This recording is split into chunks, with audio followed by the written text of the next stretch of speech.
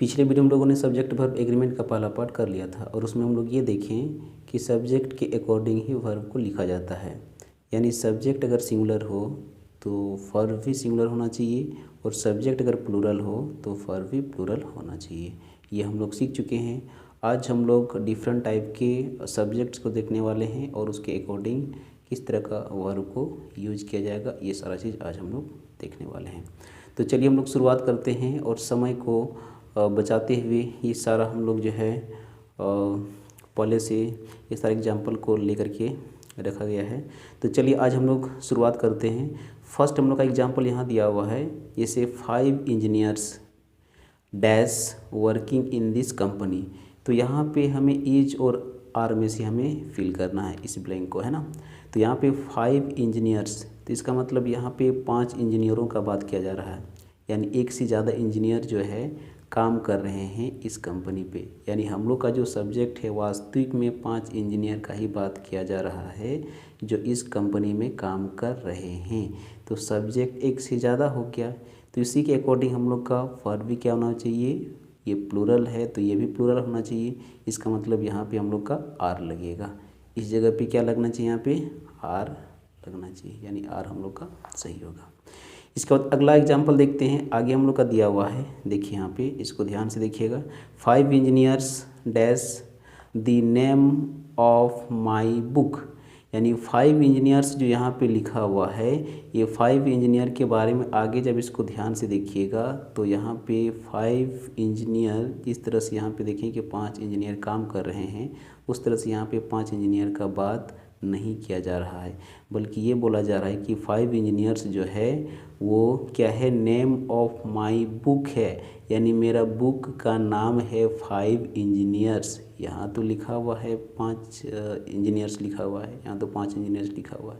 तो यहाँ पे वास्तविक में 5 इंजीनियर का बात नहीं किया जा रहा है, बल्कि उस बुक का नाम का बात किया जा रहा है। तो इसका मतलब बुक का नाम क्या होगा, यहाँ पे ये लग रहा है कि प्लूरल है लेकिन वास्तविक में ये क्या है, सिंगुलर है।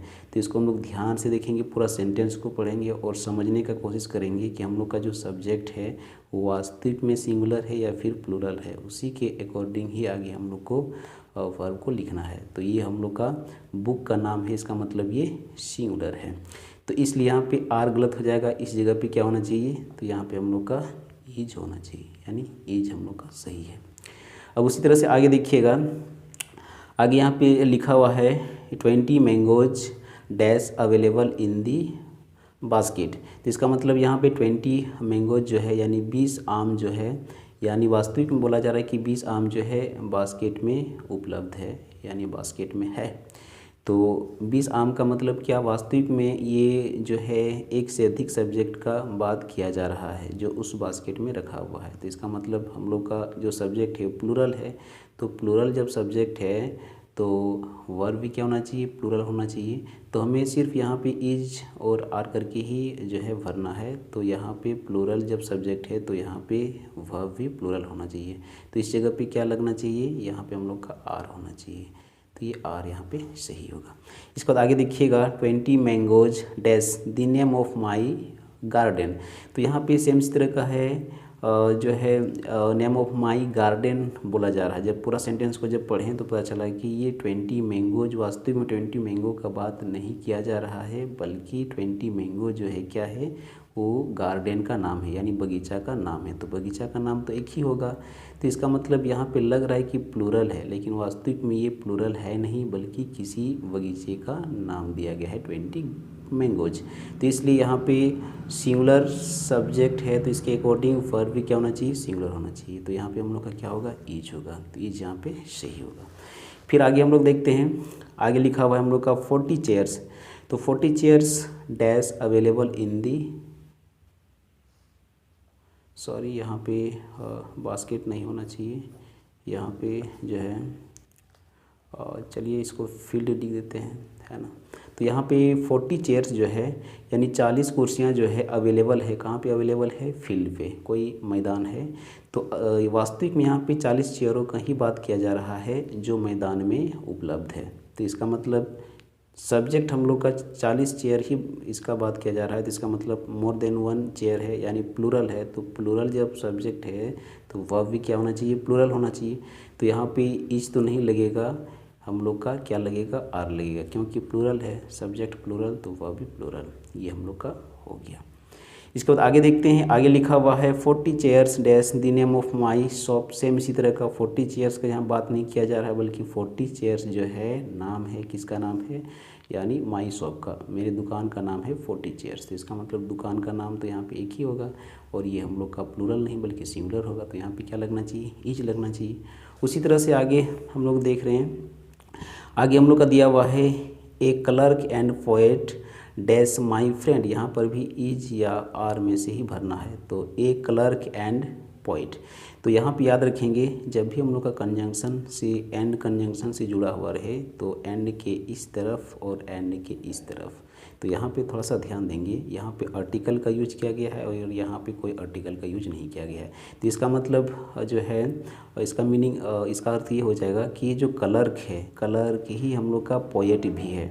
तो यहाँ पे क्लर्क और पोएट दो व्यक्ति नहीं है, बल्कि क्लर्क और पोएट जो है यहाँ पे एक ही व्यक्ति का बात किया जा रहा है। कहने का मतलब जो क्लर्क है वो पोएट भी हैं, जो क्लर्क है वो पोएट भी हैं। तो ये हम लोग को पता कैसे चला, तो ये आर्टिकल इस पे दिया हुआ है, तो जब इस पर फर्स्ट नाउन के साथ में आर्टिकल दिया हुआ रहे और सेकंड के साथ में जो है आर्टिकल दिया हुआ ना रहे, तो पहला जो है हम लोग को ये सोचना है कि क्या ये संभव है, यानी क्लर्क पोएट हो सकता है क्या, और अगर ये हो सकता है तो समझ जाना है कि ये दोनों अलग अलग व्यक्ति नहीं है बल्कि एक ही व्यक्ति है। तो यहाँ पे क्लर्क और पोएट एक ही व्यक्ति है, इसलिए यहाँ पे हम लोग का जो है सब्जेक्ट, यानी यहाँ पे सिंगुलर सब्जेक्ट का बात किया जा रहा है, एक ही व्यक्ति का बात किया जा रहा है, तो उसके अकॉर्डिंग हमें क्या लगाना चाहिए, इज लगाना चाहिए। तो इज यहाँ पे सही होगा।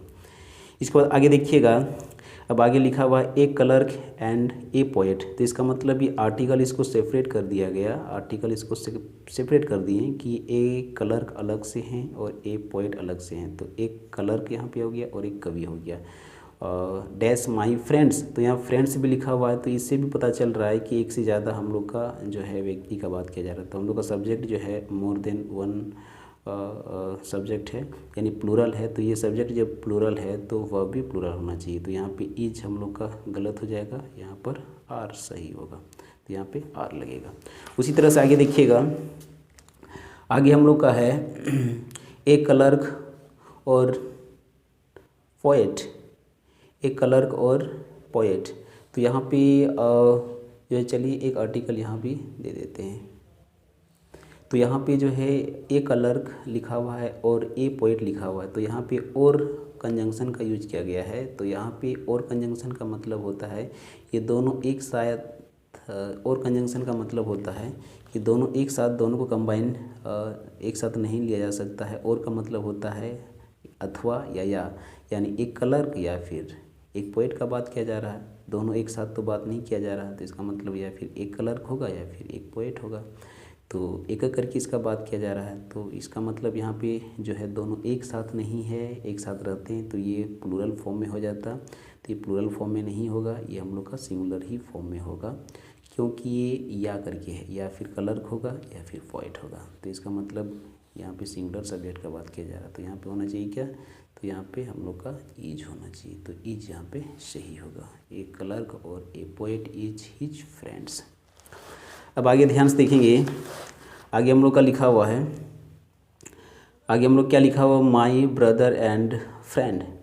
तो my brother and friend dash a leader. तो माई ब्रदर एंड फ्रेंड, तो यहाँ पे ध्यान से देखेंगे, जिस तरह से हम लोग आर्टिकल का यूज़ किए थे यहाँ पे फर्स्ट नाउन के साथ में, तो यहाँ पे आर्टिकल नहीं है, ये हम लोग का क्या है, ये पॉजेसिव एडजेक्टिव है। तो यहाँ पर भी इस तरह से हम लोग समझने की कोशिश करेंगे कि यहाँ जब पॉजेसिव एडजेक्टिव है और यहाँ पर भी अगर पॉजेसिव एडजेक्टिव दिया हुआ है तो समझ आना है कि ये दोनों सेपरेट अलग अलग है। और अगर नहीं दिया हुआ यहाँ पे कोई पॉजेसिव एडजेक्टिव तो समझ जाना है कि पहला हम लोग का यही देख लेना है कि क्या ये ब्रदर फ्रेंड हो सकते हैं। तो यहाँ पे बिल्कुल इस जगह पे ब्रदर जो है फ्रेंड हो सकते हैं। तो जब हो सकते हैं तो यहाँ पे ये दोनों अलग अलग नहीं है, दोनों एक ही है।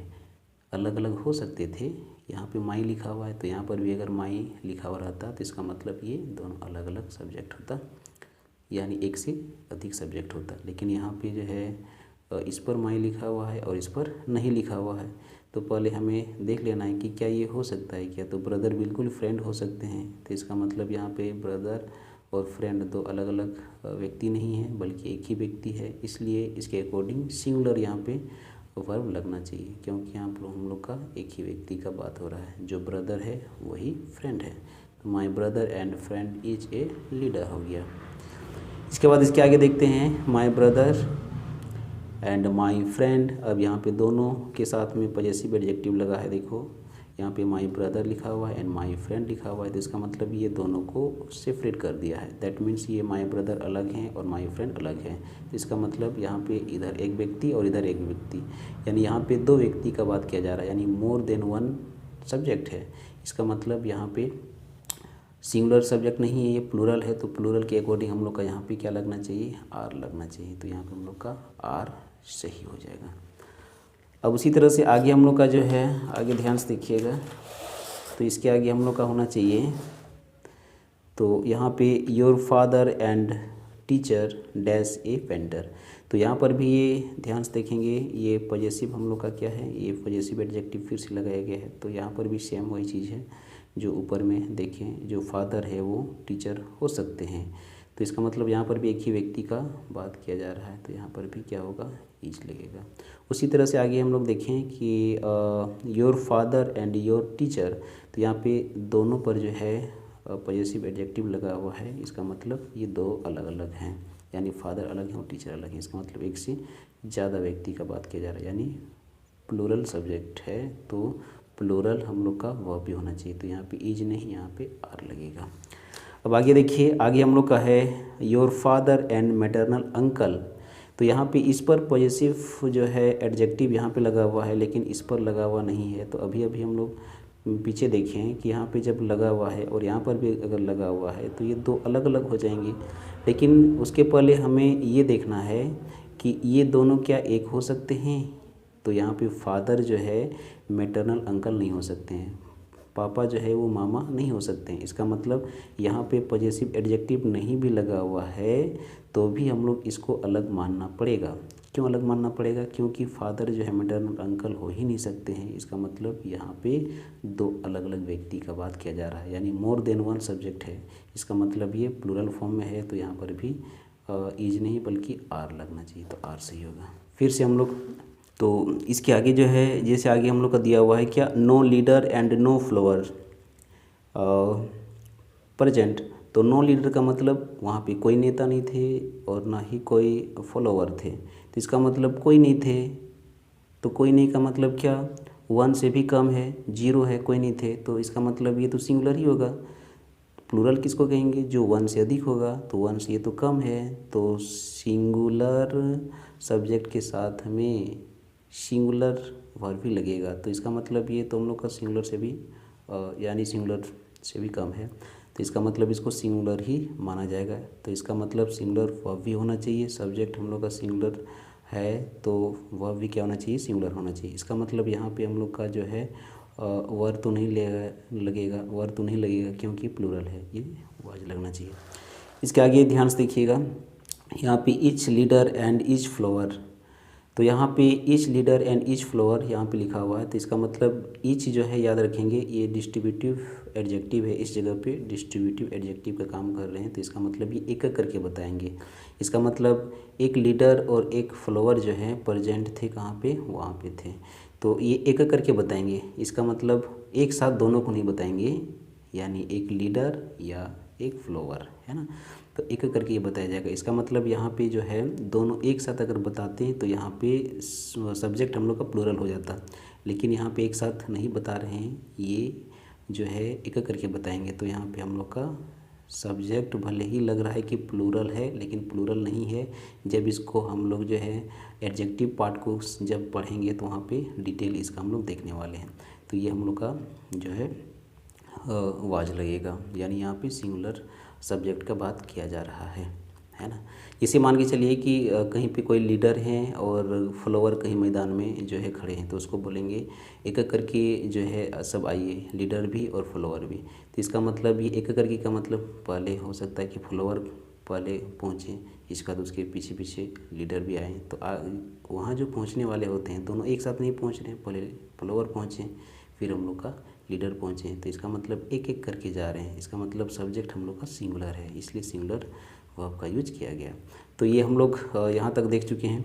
इसके बाद आगे जो है, इसके आगे ध्यान से देखिएगा तो यहाँ पे जो है आगे लिखा हुआ है ए hammer and a sickle dash useful thing. तो एक हथौड़ा और एक सिकल है ना, दरांती इसको कहते हैं। तो यहाँ वास्तविक में एक हथौड़ा है और एक सिकल का बात किया जा रहा है वास्तविक में कि ये उपयोगी वस्तुएं हैं। तो इसका मतलब वास्तविक में दो सब्जेक्ट का बात किया जा रहा है, यानी मोर देन वन सब्जेक्ट का बात किया जा रहा है। इसका मतलब यहाँ पे सब्जेक्ट हम लोग का प्लूरल है, तो वर्ब भी क्या होना चाहिए, प्लूरल होना चाहिए। दैट मीन्स यहाँ पे क्या लगेगा, यहाँ पे हम लोग का आर लगेगा, तो आर यहाँ पे सही होना चाहिए।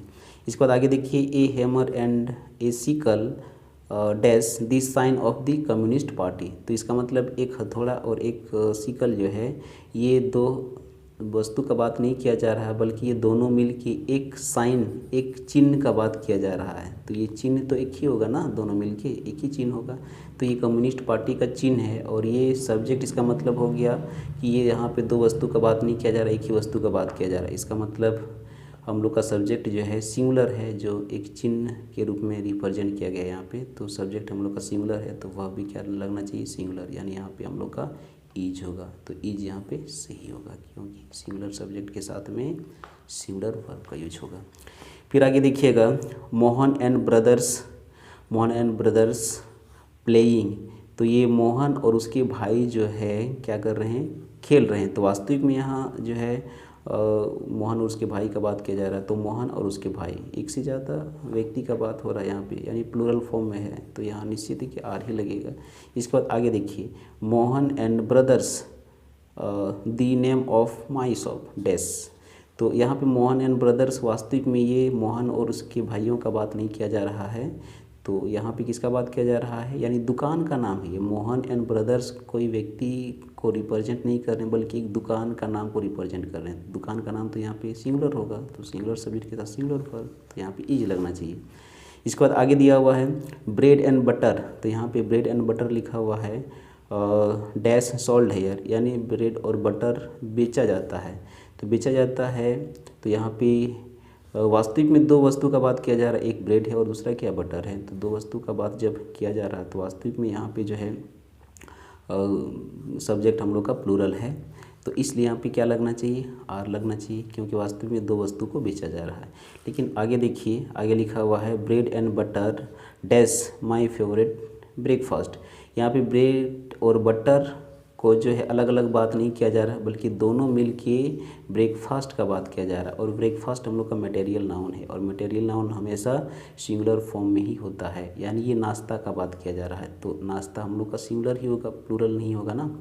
तो इसका मतलब ये हुआ कि ये जो ब्रेड और बटर है ये दो अलग अलग चीज़ों का बात नहीं किया जा रहा है, बल्कि दोनों मिलकर नाश्ता का बात किया जा रहा है। तो नाश्ता हम लोग का प्लूरल नहीं होगा, सिंगुलर होगा, तो यहाँ पे क्या लगना चाहिए, इज लगना चाहिए।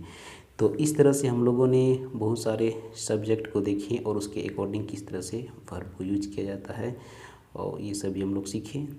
तो आज बस इतना ही। इसके आगे और भी लगातार आप सभी को वीडियो मिलते रहेगा, और इसके लिए आप लोग जो है इसको हमारे साथ बने रहिए और वीडियो को शेयर करते रहिए और लाइक कीजिए और सब्सक्राइब कीजिए हमारे चैनल को। Thank you, thanks for watching.